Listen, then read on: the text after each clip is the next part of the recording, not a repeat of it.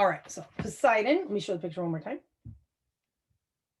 is the god of the seas. He's got his big trident there. And don't worry, the stories all do a little recap. So if there's anything you don't remember, it kind of recaps the stuff we learned in the story itself. So it's pretty great. All right, so Poseidon, god of the seas. I feel like I needed to click one more thing. Okay. Poseidon, along with his brother Hades and his sister Hestia and Demeter and Hera, was swallowed at birth by his father Cronus. Then the sixth child, Zeus, who was never swallowed and thus had never known humiliation, freed them. Poseidon sized things up. Zeus was a force to be reckoned with. That was the guy to follow. For 10 long years, the six brothers and sisters fought their father and aunts and uncles, the mighty Titans. It was a nasty war, but what war isn't? Poseidon gritted his teeth and did his part. He was no coward. After all, he donned armor and went dutifully into battle. He never lagged. And now and then there was a lull in the battle, perhaps because Zeus got distracted, or because the Titans, despite their huge size, needed a rest. Who knew? No one ever explained things to Poseidon, whatever the case.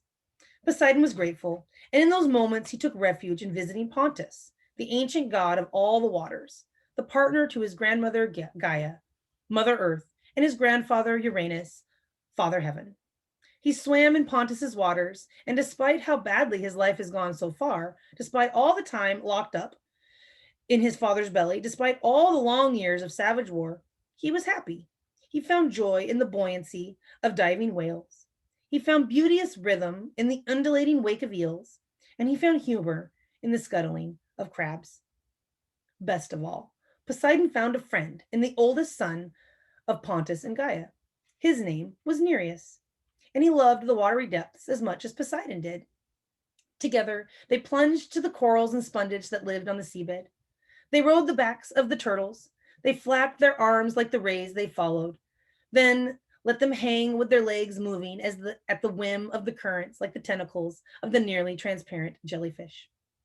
But then it was back to war, until the glorious moment when the 100-handed sons of Gaia joined the battle on Zeus's side. And then the Cyclopses gave Zeus the thunderbolt, and Hades the helmet that made him invisible, and Poseidon the trident. It worked, that trident. It worked splendidly. Poseidon struck it on the ground, and the earth shook. Boulders tumbled to the sea. Rivers overflowed their banks. Ha! The Olympian gods won. And Zeus appointed Poseidon ruler of the seas. Poseidon knew his brother felt the seas were an inferior realm to rule. Ha! Again. Nothing could have pleased Poseidon more. With his black mane flying out behind him, he swam the seas in search of those who might need his help. It was a welcome antidote to the tedious war. And when he wasn't patrolling, he let himself be absorbed in the watery mysteries. That's when he discovered the finest mystery ever.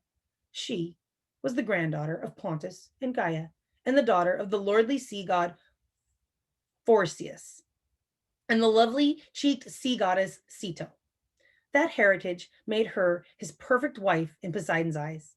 She was one of the 3 sisters, called the Gorgons. The other 2 sisters were immortal, like the gods, but Medusa, as she was called, was mortal. Poseidon found her mortality that much more alluring. She was vulnerable. How amazing to know someone vulnerable. He put his arms out and let the serpents of her hair swarm around them.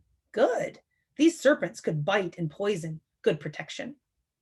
He gingerly touched the wings that jutted from her shoulder blades. Good, good.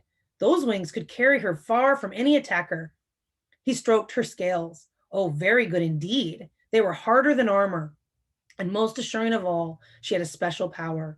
Anything mortal that looked directly at her face would turn instantly to stone. Well, that should do it. And so Poseidon felt almost safe in loving Medusa. They reveled together in his sea kingdom, at least for a while.